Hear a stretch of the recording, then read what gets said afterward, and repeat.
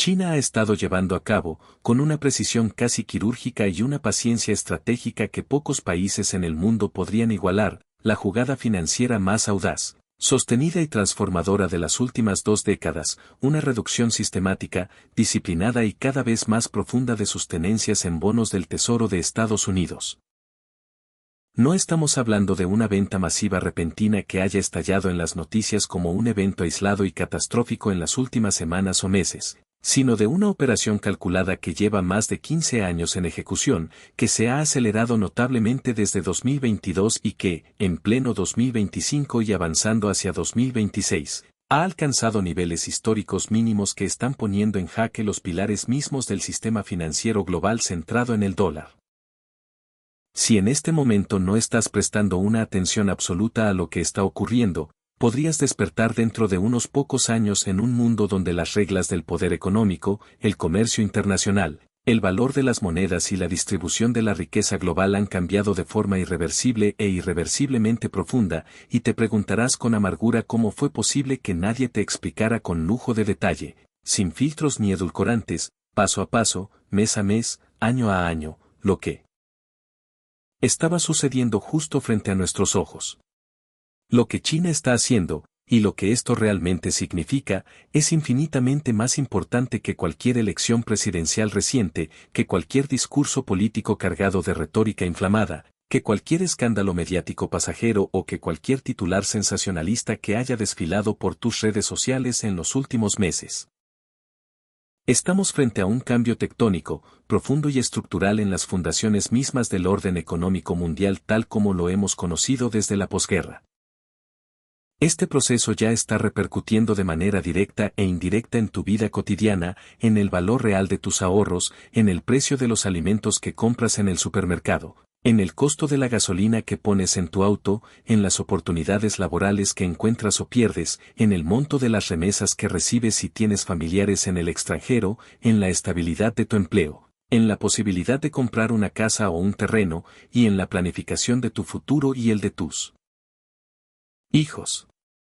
China ha seguido vendiendo bonos del Tesoro estadounidense en cantidades significativas, consistentes y estratégicas, llevándolos a su nivel más bajo en 17 años. Esto no es mera jerga financiera aburrida ni un tema abstracto para economistas de escritorio. Es un terremoto económico de dimensiones históricas que está reescribiendo el mapa del poder global, y sus ondas de choque ya están llegando a economías emergentes como la mexicana, a familias de clase media en todo el mundo y a la forma en que funciona el dinero mismo. Permíteme desglosarlo con toda la crudeza, la profundidad y el detalle que este tema exige, porque entenderlo en su totalidad, sin atajos ni simplificaciones, es la mejor, y quizás la única forma de no ser tomado completamente por sorpresa por lo que vendrá en los próximos 5, 10 o 20 años. Desde hace más de medio siglo, exactamente desde el 15 de agosto de 1971, cuando el presidente Richard Nixon anunció de manera unilateral el cierre de la ventana del oro y puso fin definitivo al sistema de Bretton Woods que vinculaba el dólar al oro físico, Estados Unidos ha disfrutado de lo que el ministro de Finanzas francés Valéry Giscard d'Estaing bautizó en los años 60 como el privilegio exorbitante del dólar. No se trata de un sistema justo, equilibrado o meritocrático. Es una ventaja estructural colosal, casi un superpoder económico que permite a Estados Unidos consumir, gastar, endeudarse y mantener un nivel de vida desproporcionadamente alto en comparación con su producción real, mientras el resto del mundo, especialmente las grandes economías exportadoras como China, Japón, Alemania o los países productores de petróleo, carga con la mayor parte del costo real mediante la acumulación masiva de dólares y la compra de deuda estadounidense. El mecanismo es sencillo en apariencia pero brutalmente efectivo en la práctica. Estados Unidos emite dólares sin restricciones aparentes ni consecuencias inmediatas. Esos dólares son aceptados en todos los rincones del planeta como la moneda de reserva mundial dominante, la moneda en la que se cotiza el 88% del comercio internacional, el 60% de las reservas de los bancos centrales y la gran mayoría de las transacciones de petróleo, el famoso petrodólar. Prácticamente todos los países del mundo necesitan dólares para pagar importaciones, saldar deudas externas, intervenir en sus mercados cambiarios durante crisis, acumular reservas de emergencia o protegerse contra devaluaciones. Como la demanda global por dólares es prácticamente inagotable y estructural, Estados Unidos puede imprimir esta moneda y endeudarse en ella. Sin generar inmediatamente hiperinflación interna, colapso cambiario o pérdida masiva de poder adquisitivo, algo que le ocurriría a cualquier otro país si intentara lo mismo. Es como si tuvieras una máquina de imprimir billetes en el sótano de tu casa y todos tus vecinos, por necesidad histórica, por costumbre o por falta de alternativas viables, aceptaran tus billetes impresos como pago válido y legítimo para comprar casas, autos, comida, servicios públicos, pagar impuestos y saldar deudas. Puedes gastar indefinidamente más de lo que produces, acumular déficits comerciales y presupuestarios crónicos durante décadas, mantener un ejército con cientos de bases en todo el planeta, financiar guerras lejanas y rescatar a tus bancos y corporaciones en crisis sin que el sistema colapse.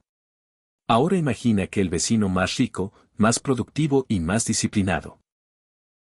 El que ha estado acumulando montañas enormes de tus billetes durante 30 o 40 años porque no tenía opciones más seguras, líquidas o rentables para colocar sus excedentes, decide un día, con calma pero con determinación, ya basta. He acumulado suficiente.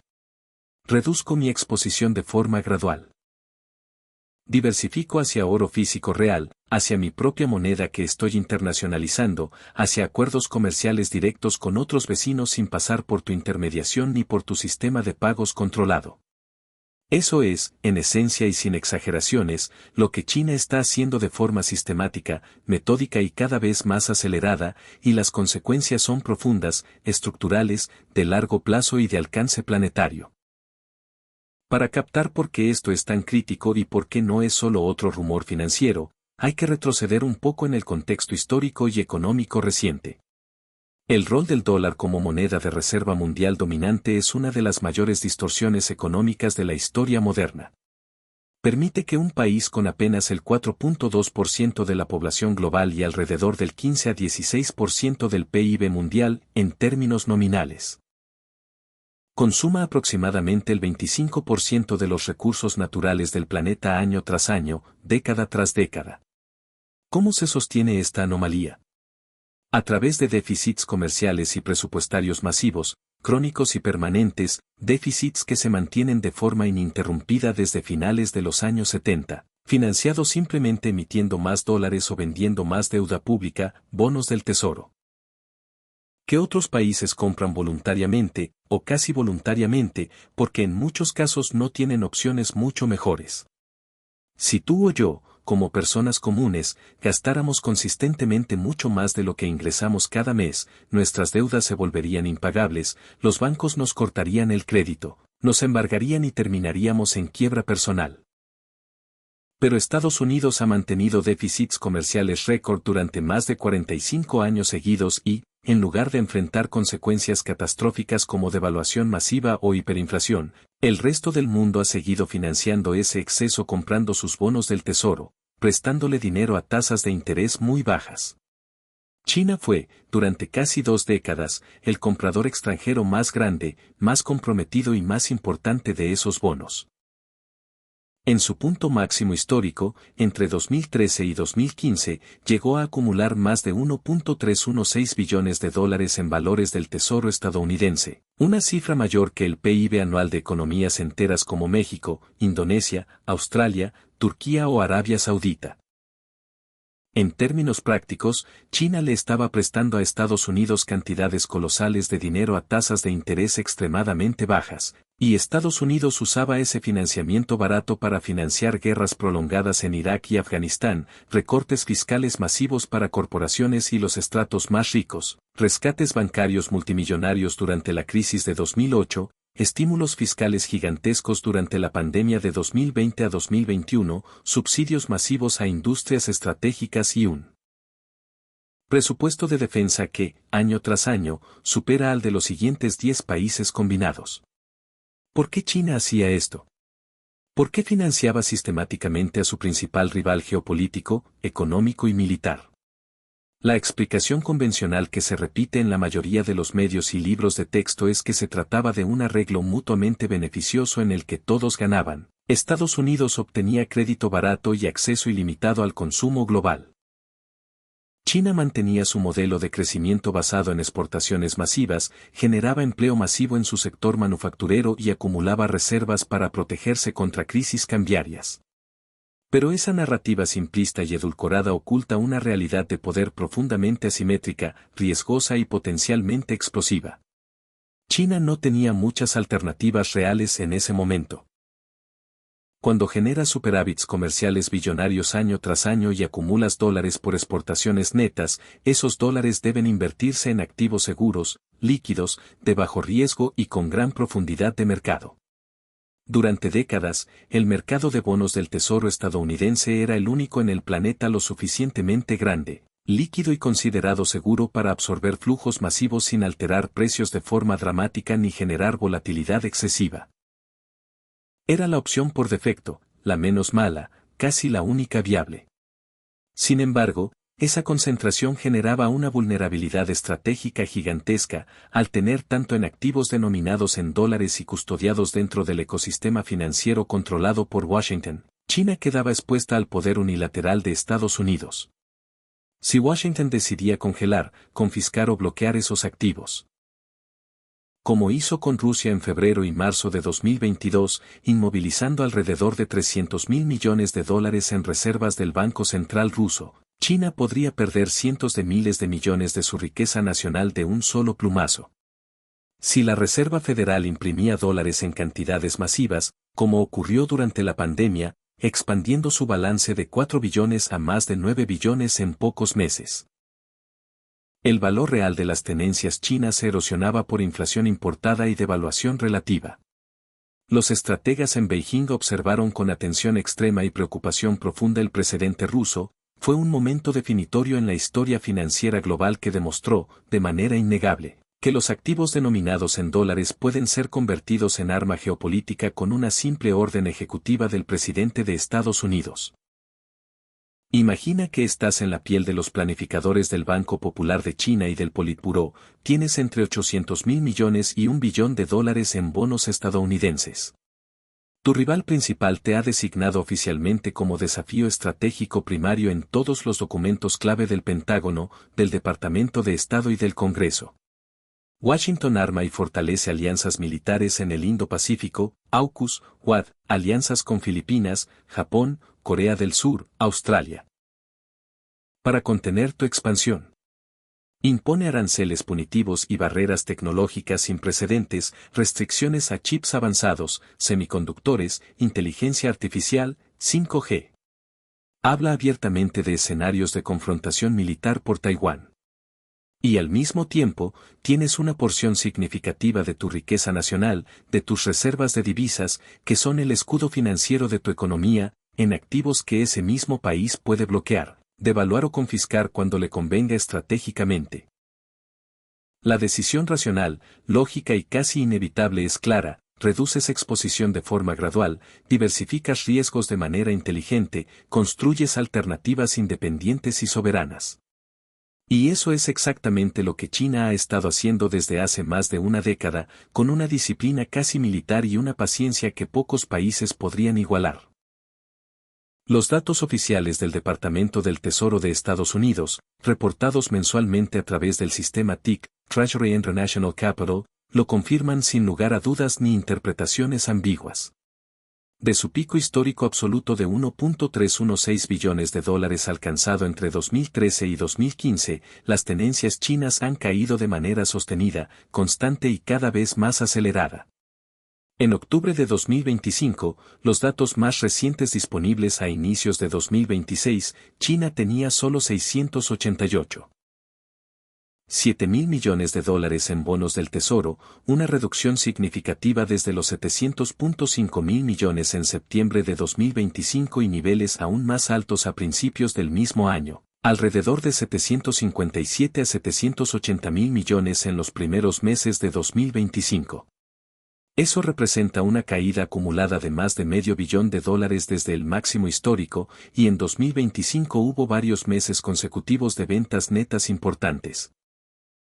China ya no es ni siquiera el segundo mayor tenedor extranjero de deuda estadounidense, Japón y Reino Unido la han superado en los últimos años, y sus holdings están en el nivel más bajo desde 2008, justo antes de la crisis financiera global. China no actúa en solitario ni en secreto. Japón ha reducido posiciones en ciertos periodos.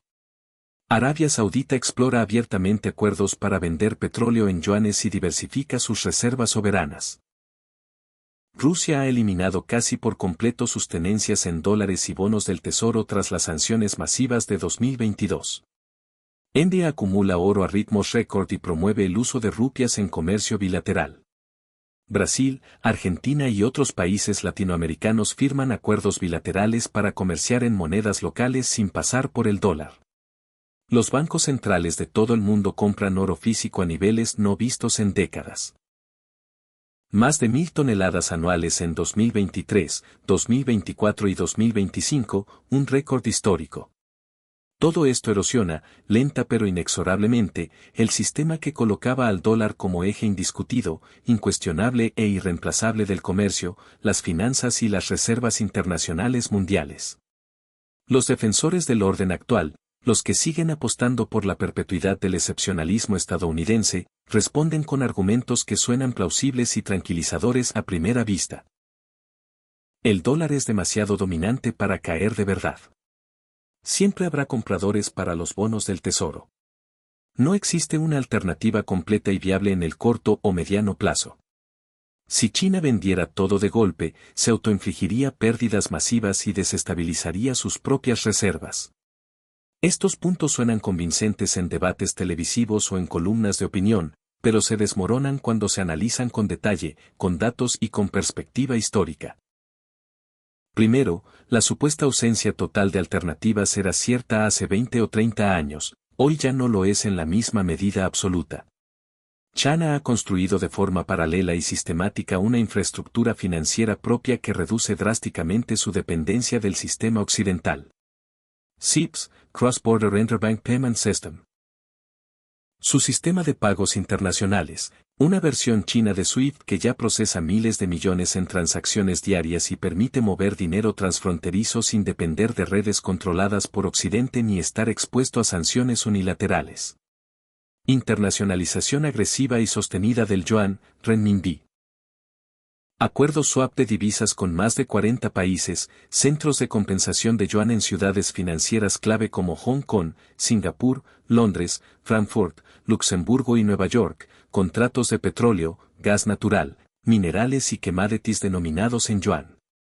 Respaldando todo este ecosistema con oro físico real, el Banco Popular de China ha comprado oro de forma ininterrumpida y disciplinada. En 2025 y 2026, reportó compras mensuales consecutivas durante 14 meses seguidos hasta diciembre de 2025, elevando sus reservas oficiales declaradas a más de 2.306 toneladas, equivalentes a 74.15 millones de onzas Troy, valoradas en cientos de miles de millones de dólares.